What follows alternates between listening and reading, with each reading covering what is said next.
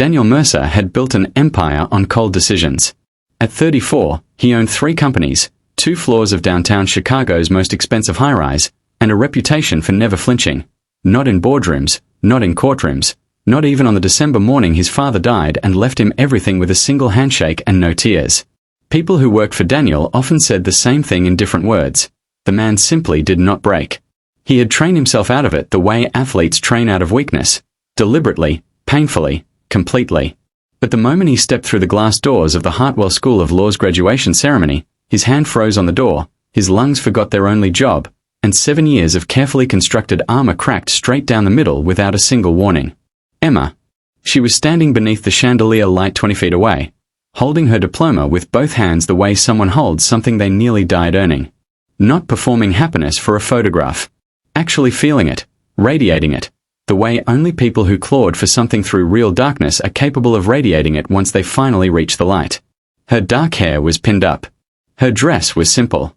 Her heels were slightly worn at the edge. And she was, without question, without competition, the most breathtaking thing Daniel had seen in 7 years. Not because she was polished. Not because she was decorated with the accessories his world demanded. But because she wore an expression that his entire net worth had never once purchased for him. Peace. Deep, unshakable, hard-won peace. The kind that lives in the bones. Daniel had attended this ceremony for one reason only. His firm had written the check that funded the entire event, and his publicist had insisted that a photograph with the dean was worth the 2 hours.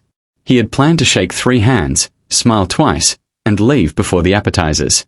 That plan no longer existed.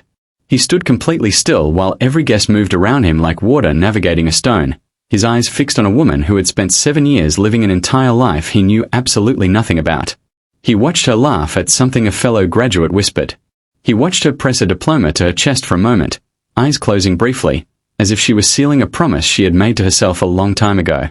He watched her exhale, long, full, victorious, and something in his own chest responded to it like a tuning fork struck after years of silence. Then the boy moved. A child, no older than 6, pressed close to Emma's side, one small hand wrapped tight around 3 of her fingers. Daniel's eyes dropped and his heart, the heart that had not genuinely stuttered since he was a boy himself, stopped. The child had his jaw. His exact dark eyes, set at the same slight angle, with the same quality of alertness behind them. His posture, that specific way of standing slightly forward, as though the world was something to lean into rather than simply wait on, was a posture Daniel had seen in every mirror he had ever owned. The boy said something and tilted his head up toward Emma, and she looked down at him with a love so complete, so absolute, so consuming that Daniel felt something structural give way inside his chest, not dramatically, not loudly, but the way old foundations shift, deep, slow, and total. The boy laughed. Emma smoothed his collar with her free hand without even looking. Pure muscle memory, the reflex of thousands of ordinary mornings spent together, and the gesture was so small and so devastatingly intimate that Daniel felt like an intruder watching something sacred through a window he had locked himself out of. His senior attorney appeared at his shoulder. Daniel. The dean is ready. They're holding the photograph. Daniel didn't answer. Couldn't.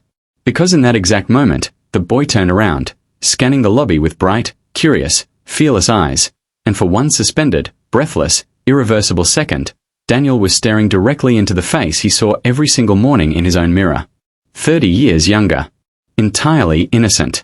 And completely unaware that the man standing frozen across the marble floor had once chosen silence over his mother, and had been paying for it in ways he was only now beginning to fully understand. Emma felt him before she saw him. 7 years hadn't changed the particular quality of Daniel Mercer's presence, that specific gravitational weight a room absorbed when he entered it, the way conversation subtly shifted, the way people unconsciously straightened. She had spent the first year after he left learning to forget that feeling. The second year learning to stop flinching when she remembered it. By the third year, she had something far more demanding than old memories requiring her full attention. A newborn who needed feeding at 2 in the morning, a landlord who needed rent on the 1st, and a textbook that needed reading before 6 when her shift started. She looked up across 40 feet of marble floor, found his eyes, and felt absolutely nothing collapse inside her. That was how she knew she had truly healed. Not because she felt nothing, but because what she felt was so clean, so uncomplicated, so completely free of the old sharp edges that used to draw blood every time this face appeared in a dream. She felt the way you feel standing at the edge of a place you once lived, familiar, quiet, and entirely ready to leave again. She watched him cross the lobby toward her. She noticed the way he moved, still that same deliberate stride, still those same squared shoulders, and she noticed, with the calm curiosity of someone observing weather through a window, that he looked older. Not badly. Just honestly. The way men look when years have added weight rather than simply adding time. She did not move toward him. She did not move away. She stood her ground on the same feet that had carried her through every corridor, every night shift, every exam, every moment when giving up would have been so much easier than continuing. These feet had stood in a hospital delivery room alone. Had walked a colicky infant in circles around a studio apartment at 3 in the morning. Had crossed a graduation stage this very afternoon while Noah stood in the audience and clapped with his whole body the way only children clap, completely, joyfully, without self-consciousness, because his mother had taught him that other people's victories deserved your wholehearted celebration. Emma. His voice reached her first. Lower than she remembered. Carrying something she had never once heard in it 7 years ago. Uncertainty. Daniel, she said. Steady. Even. Warm enough to be civil. Clear enough to establish every boundary without a single confrontation. His eyes moved to Noah and stayed there. She watched the recognition travel across his face the way dawn travels across a skyline.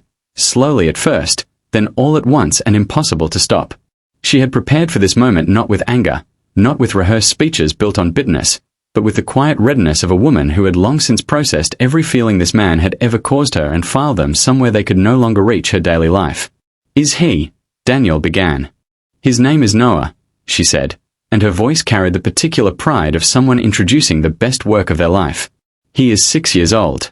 He reads at a 4th grade level. He speaks enough Spanish to negotiate with the corner store clerk and enough kindness to thank him afterward every single time. Last Tuesday he told his teacher that when he grows up he wants to be a judge, because he wants to be fair to people who don't have anyone standing up for them. She paused, letting every word settle fully before adding the next. I raised him alone. Night shifts at a call center. Morning shifts at a bakery. Classes in between. With him asleep in his car seat in the parking lot on the nights I couldn't find a sitter. I graduated today with the highest GPA in my cohort. I begin my position at Hargrove & Associates on Monday morning. Daniel said nothing. His jaw was tight. His eyes were doing something she had genuinely never seen them do in all the time she had known him. They were wet. Emma, I don't need an explanation, she said, not unkindly. Kindness was actually the point. She had chosen kindness, not for his comfort but for her own freedom, because she had learned somewhere around Noah's 2nd birthday that bitterness is simply grief that never found its exit. And I don't need an apology. What happened between us belongs to a version of me that no longer exists. That woman went through something very hard and came out the other side someone I am genuinely proud of. I don't carry what you did as damage anymore. I carry it as evidence of what I'm capable of surviving. Noah, who had been watching a cluster of graduates take photographs near the fountain, wandered back to his mother's side and looked up at the tall stranger standing in front of her with the complete, unguarded curiosity of a child raised without bitterness and therefore without suspicion. Do you know my mom?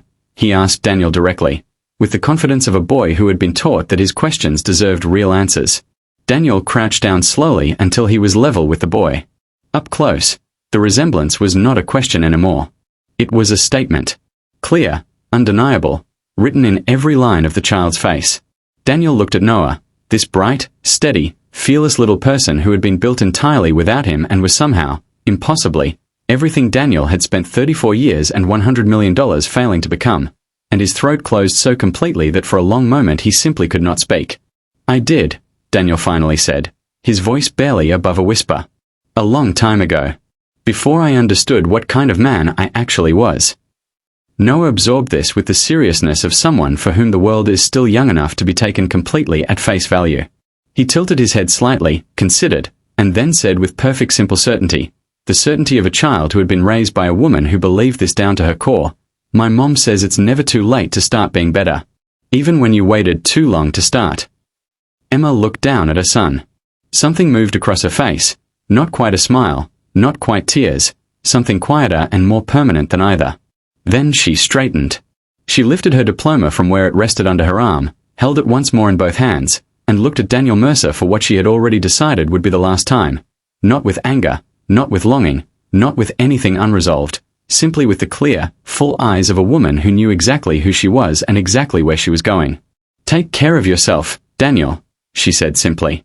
And then she turned, took Noah's hand in hers, and walked through the glass doors and out into the late afternoon light, Diploma pressed to her chest, her son's laughter rising beside her, into a future so entirely her own that it had never once required his permission to begin, and would never once require it to continue.